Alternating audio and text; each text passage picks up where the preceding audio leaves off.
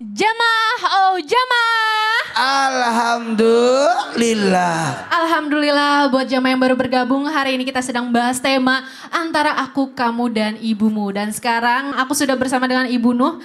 Ibu, Masya Allah. Ibu ini kuat banget, jamaah yang di rumah mungkin Ibu boleh ceritain kembali yang tadi Ibu curhatin. Silakan Bu, oh iya. Ya, pertama-tama saya seorang istri ya yang dipoligami. Iya. Sampai sekarang udah 3 tahun. Pertama-tama suami itu nggak bilang sama saya. Udah seminggu ketahuan, saya sampai ngamuk-ngamuk. Terus lama kelamaan saya pulang sendiri. Mungkin ini jalan takdir saya sudah begini gitu. Tapi alhamdulillah ya, dia madu saya itu alhamdulillah orangnya baik, orang soleh. Bahkan dia nurut sama suami juga itu alhamdulillah dia gimana ya, dia itu sayang sampai sekarang dia udah punya anak 1, udah 3 tahun ya. Tapi kenapa saya, Habib ya, kenapa saya ada yang mengganjel gitu. Iya. Ada yang mengganjel. Tapi Ibu ridho. Saya ridho ikhlas. Ibu ikhlas. Saya ridho ikhlas. Bu, Ibu kok ikhlas? Ibu kuat banget Bu. Boleh peluk sekali lagi Bu? Masya Allah. Ibu kuat banget. Bahkan tepuk tangan untuk saya Ibu Nuh. sama yang madu saya kalau lagi berkumpul dibandingkan punya uang, saya bahagianya lebih dari punya uang. Ya Allah, Masya Allah. Lebih, tapi kenapa ya hati saya itu Ya. ada yang ganjel gitu. Ya baik, boleh dari Ustadz Maulana bagaimana? Gini, Bu, aduh, kita ini ya napas ya. Gimana kalau kejadian di rumah kita ya Bu? Mau nggak Bu? Dengerin buat semuanya. Apakah ada yang mengganjal dan sebagainya? Kita belajar dari Siti Sarah yang mengizinkan suaminya menikah dengan Siti Hajar. Tahu apa yang terjadi? Sekelas Siti Sarah saja ada yang mengganjal di hatinya. Tahu nggak? Siti Sarah. Sampai Siti Sarah bernazar mau menyayat Siti Hajar dengan 3 sayatan. Saya bernazar akan kusayat Siti Hajar dengan tiga sayatan. Sakit-sakitnya. Padahal istri Nabi loh. Siti Hajar mendengarkan nazarnya Siti Sarah. Apa kata Siti Hajar? Sayat saya. Tapi jangan kau kenain perut saya karena lagi hamil. Pelaksanaan nazarnya Siti Sarah. Apa yang terjadi? Disayatlah dengan 3 sayatan. 1 dilubang di telinganya. 2 telinga kiri. 1 lagi di hitan. Maka wanita itu dihitan dengan nazarnya Siti Sarah. Jamaah, maka lobanglah 2 telinganya. Jamaah, lobanglah 2 telinganya. Lobang 2 telinganya. Maka Siti Sarah melihat darahnya mengalir, maka ditutuplah dengan kalung. Maka dari situlah awalnya wanita itu dipakaikan anting dan dihitan. Karena sebab sakit hatinya Sarah. Jadi wajar Bu kalau ibu sakit hati. Ya, enggak apa-apa. Tepuk tangan dulu. Kalau dari Habib bagaimana? Silakan Habib. Pada intinya segala sesuatu yang menimpa kita semata-mata semua sudah ditentukan oleh Allah Subhanahu wa taala. Semua sudah ditentuin sama Allah Subhanahu wa taala. Ibu luar biasa sudah menjadi seorang wanita yang radiyah mardiyah, ridha dan diridhoi, dan seorang yang jadi seseorang wanita radiyah mardiyah insyaallah berhak mendapatkan surganya Allah Subhanahu wa taala. Tadi kita dengar dari guru kita Ustaz Maulana kisah Siti Sarah ya. Istri baginda Nabi kita Muhammad sallallahu alaihi wasallam pun Sayyidah Aisyah pernah suatu hari cemburunya luar biasa kepada Siti Hafsah. Saat itu Sayyidah Aisyah cemburu lantaran Nabi bawa makanan dari rumahnya Sayyidah Hafsah, anaknya Sayyidina Umar bin Khattab, dilempar itu makanan. Kemudian Sayyidah Aisyah mengadukan hal tersebut kepada ayahnya Sayyidina Abu Bakar Siddiq. Sayyidina Abu Bakar Siddiq saat itu ngelihat anaknya ngambek, bukan marahin Nabi Muhammad sebagai mantunya, akan tetapi diingatkan kembali kepada anaknya agar tetap menjadi seorang istri yang soleha untuk suaminya. Karena mau bagaimanapun yang namanya berpoligami dibolehkan di dalam Al-Quran, ya.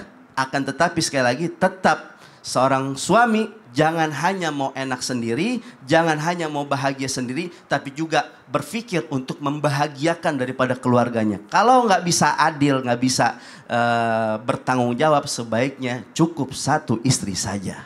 Masya Allah. Ibu gimana Bu? Udah lega?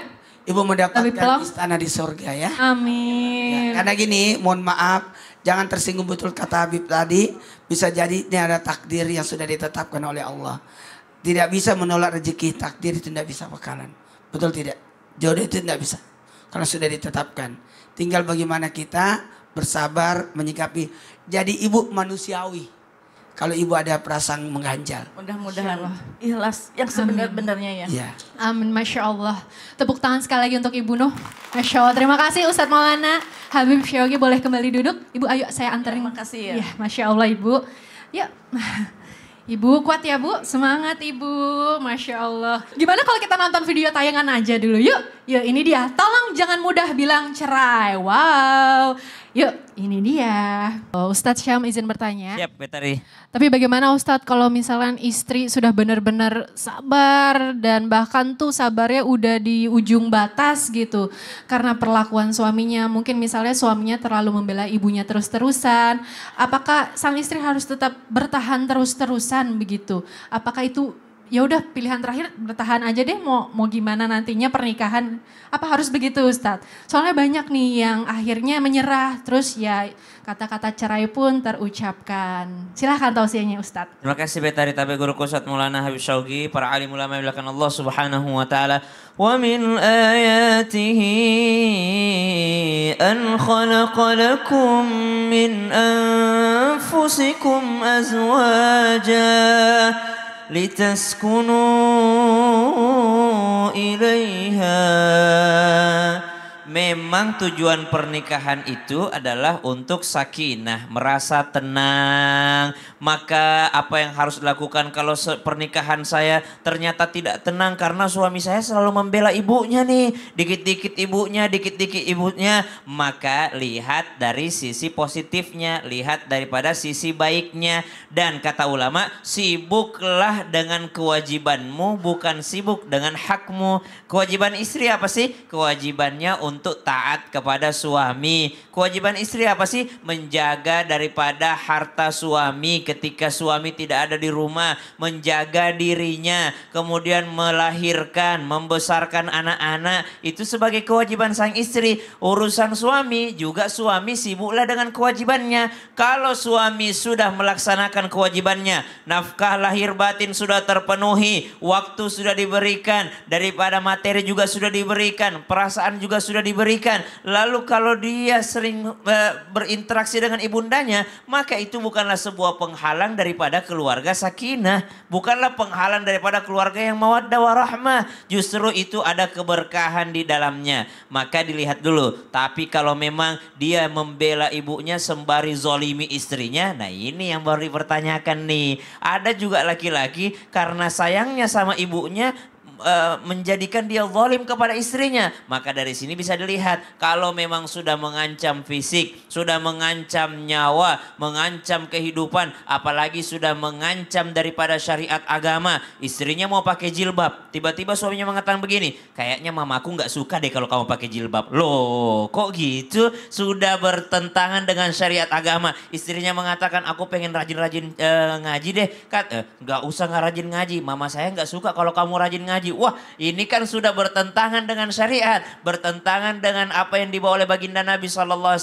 Maka ada jalan darurat. Tapi ini jalan darurat ya. Kalau mungkin ditanyakan bolehkah saya bercerai saja? Ini tetap jalan darurat. Tidak mungkin dilewati jalan darurat kalau masih ada jalan yang lainnya. Maka kalau tidak mengancam nyawa, tidak mengancam fisik, tidak mengancam daripada kedekatannya kepada Allah Subhanahu wa taala. Betul tadi nasihat daripada guru kita Buya Yahya, jangan gampang-gampang dikit-dikit mau cerai.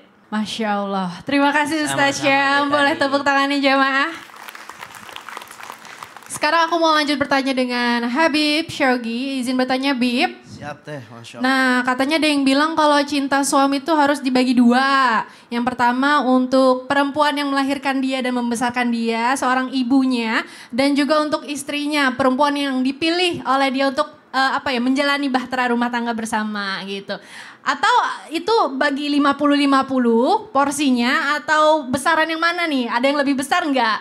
Jadi gimana nih? Kalau misalnya tinggal serumah tuh kayak ada ibu, ada istri. Itu suami bagaimana pembagian kasih sayangnya? Mau tanya itu sih Bib, silahkan jawabannya. Siap teh, Masya Allah.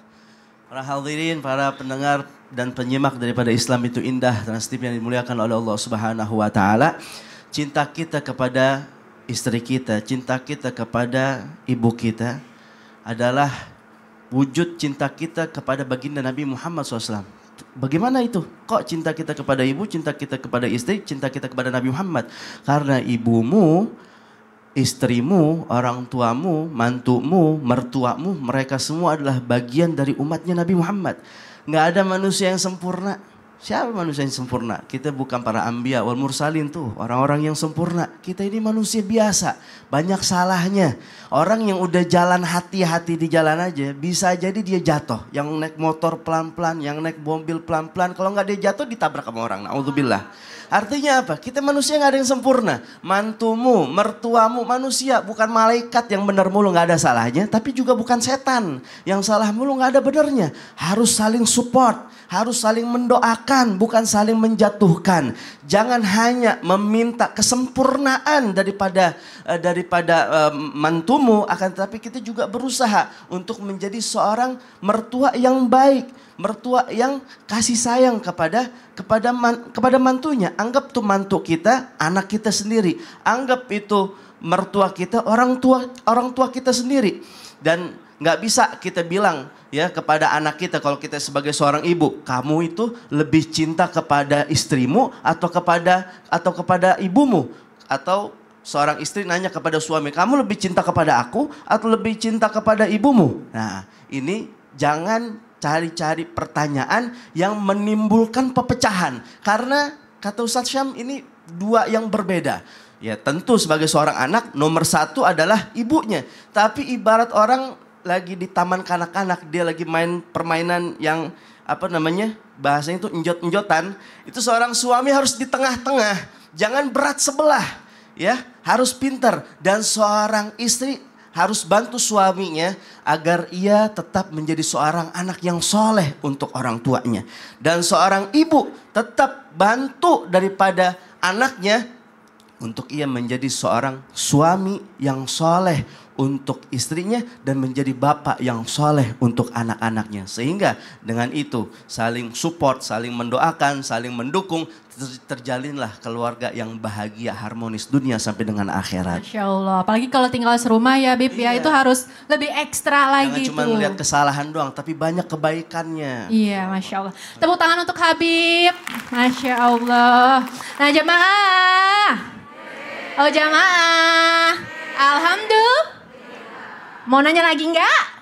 Mau? Ayo kita masuk ke segmen Tanya Dong Ustadz. Kami semua tanya dong Ustadz. Yang masih mau bertanya, ayo tunjuk tangannya silahkan. Set. Siapa ya? Masya Allah. Silahkan Ibu perkenalkan diri. Assalamualaikum warahmatullahi wabarakatuh. Waalaikumsalam warahmatullahi wabarakatuh. Perkenalkan, nama saya Yani Mulyani dari Majelis Taklim Al-Miftahu Ridwan Al-Wafa dari Cianjur. Masya Allah, tepuk tangannya dong. Mau tanya apa Ibu? Saya mau izin Pak Ustadz, mau tanya ke Pak Ustadz Maulana. Silahkan, boleh Ustadz Maulana. Kak Ibu. Apa Bu pertanyaannya? Saya mau tanya Pak Ustadz, saya punya saudara. Punya saudara. Saudaranya itu ada bertentangan antara istri sama ibu. Nah dia itu jadi serba salah gitu Pak Ustadz. Jadi gimana gitu solusinya? Oke baik. Terima kasih. Ayo tepuk tangannya mana? Iya. Boleh Bu silakan Bu. Iya. Gimana nih kalau berselisih? Berarti saudaranya suaminya nih Ustadz. Ya. Iya. Silahkan langsung dijawab. Mohon izin tanpa menggurui, hanya mengingatkan bukan berarti kami yang ada di studio ini yang bawa materi ini jauh lebih baik daripada yang di rumah, tapi bisa jadi yang di rumah jauh lebih baik. Mohon maaf ya, kalau ada suami melihat istrinya berselisih paham sama ibunya, jadi posisi suami di mana ini? Dilema. Ada 3. Yang pertama berlaku adillah. Adil itu menempatkan sesuatu pada tempatnya. Tidak sama ya. Menempatkan sesuatu pada tempatnya. Bagaimana menempatkan ibu dalam kemuliaannya? Bagaimana menempatkan istri dengan kemuliaannya dia? Sudah disampaikan bahwa ibu adalah bakti, istri adalah nafkah. Bakti beda. Itu walaupun engkau kasih dunia seluruh isinya, tidak akan bisa sama dengan membalas. Tidak bisa. Yang kedua, komunikasi dengan lemah lembut. Dua-duanya wanita ini. Tidak mengapa kalau ada seorang berbohong untuk mendamaikan 2 orang. Ma, ini ada titipan dari istri saya. Atau ke istri, ada salam dari mama. Katanya ini kudung buat kamu. Gitu. Jadi tidak ada salahnya mendamaikan. Satu lagi, pilihan. Adil, komunikasi lemah lembut. Satu lagi, kasih pilihan. Pilihannya ngontrak. Lebih baik jauh tapi rindu daripada dekat tapi bau. Betul tidak? Seorang ibu lebih suka berada di rumah sendiri. Mohon maaf, lebih suka berada di rumah sendiri karena kapan tinggal di rumah menantu namanya numpang. Dan seorang istri lebih bagus numpang ngontrak tinggal di rumah sendiri daripada numpang di mertua karena susah untuk bebas. Yang satu suka jalan-jalan, yang satu tinggal di rumah, yang satu suka nyuci, yang satu suka masak. Iya. Beda-beda, 2 sisi yang berbeda. Iya. Apalagi zaman yang berbeda. Betul. Jadi kalau satu rumah tuh lama-lama tercium ya aromanya ya. Ustaz, ya. Tepuk tangan untuk Ustaz Maulana, Masya Allah. Ayo siapa lagi nih yang mau bertanya, tunjuk tangannya. Siapa yang mau bertanya? Kalau gitu aku sama ibu sini aja. Ayo Bu, kita ke tengah. Masya Allah, silahkan Ibu perkenalkan dan mau bertanya apa? Assalamualaikum warahmatullahi wabarakatuh. Waalaikumsalam warahmatullahi wabarakatuh. Saya Eli dari Majelis Taklim Miftahul Ridwan Al-Wafa. Saya ingin bertanya kepada Ustadz Syam. Boleh, Ustadz Syam. Mangga. Iya, mau tanya apa Ibu Eli? Maaf Ustadz, Siap teh. saya punya teman. Dia selalu disuruh sabar sama suaminya. Suruh sabar terhadap mertuanya. Terus kapan suaminya belajar adil terhadap istri dan mertuanya? Kasihan teman saya disuruh sabar terus tapi hatinya remuk. Oh, jadi suaminya suka nyuruh-nyuruh sabar, dia Tapi sendiri dia nggak belajar-belajar adil Iya, gitu. dan nggak pernah tahu nih perasaan istrinya bagaimana, begitu ya, Ibu Eli ya? Mantap sekali pertanyaan. Tepuk tangan untuk Ibu Eli. Boleh, silakan Ibu Eli duduk kembali. Silakan Ustadz Syam. Baik, bismillahirrahmanirrahim. Terima kasih Betari, Ibu Eli, Guru Ustadz Maulana, Habib Syauqi, para alim ulama yang dimuliakan Allah Subhanahu wa taala. Tidak ada salahnya seorang istri mengingatkan kepada suami, karena namanya kita manusia, mesti ada salah, mesti ada lupa, mesti ada khilafnya. Manusia itu adalah makhluk yang tidak akan pernah terlepas daripada salah. Apalagi adil seadil-adilnya itu hanyalah milik Allah Subhanahu wa taala. Seorang Nabi Muhammad sallallahu alaihi wasallam saja, manusia yang paling sempurna, itu masih ada istrinya yang cemburu, masih ada istrinya yang merasa dia lebih sayang istri yang ini dibandingkan saya. saya. Itu istrinya Nabi Muhammad SAW. Padahal orang paling sempurna akhlaknya. Apalagi kita ini suami, para laki-laki, mari kita belajar terus. Dan tidak pernah berhenti belajar. Kenapa? Karena khawatirnya kita menghadap kepada Allah Subhanahu wa Ta'ala dalam keadaan masih membawa perkara yang ada di dunia, masih membawa sakit hatinya istri yang ada di dunia. Saya wafat, lalu saya meninggalkan istri, ternyata istri saya masih ada sakit hati. Betapa malunya saya di hadapan Allah Subhanahu wa Ta'ala. Maka tidak mengapa seorang istri mengingatkan kepada suaminya, wa tawassaw bil haqqi wa tawassaw bis sabr, saling berwasiat dalam kebenaran dan saling berwasiat dalam kesabaran. Kemudian yang kedua untuk istrinya, innama yuwaffas sabiruna ajrahum bighairi hisab. Balasannya sabar itu unlimited. Maka mudah-mudahan sabarnya juga unlimited. Tidak ada batasnya. Cuma jangan salah paham tentang sabar. Sabar itu bukan diem aja. Sabar itu bukan ya udah deh kalau gitu mungkin takdir saya dapat suami yang begini sama ibunya. Mungkin takdir saya dapat ibu mertua yang resek seperti ini, yang begini-begini. Saya punya suami yang tidak adil. Tidak. Sabar itu tadi mengingatkan. Sabar itu apa? Mendoakan. Sabar itu apa? Mencari solusinya, berikhtiar, duduk bersama. Nih kadangkala kita gampang berbicara di status. Kadangkala kita gampang cerita sama orang lain. Tapi lupa berbicara kepada pelakunya sendiri. Ada seorang istri marahnya sama suami yang dikasih tahu teman-teman sosial medianya. Yang dikasih tahu teman-teman majelis taklimnya. Kenapa tidak mencoba untuk berkomunikasi kepada pasangan sendiri tanpa bermaksud menggurui ataupun mengajari? Jadi sabar itu bukan diam aja. Sabar itu berusaha mencari solusinya bersama. Masya Allah. Terima kasih. Musyawarah. Oh iya, jadi secara kekeluargaan ya balik lagi. Terima kasih Ustadz Syam. Tepuk tangan nih jemaah.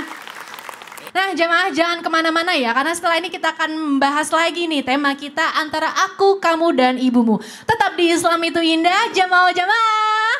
Alhamdulillah.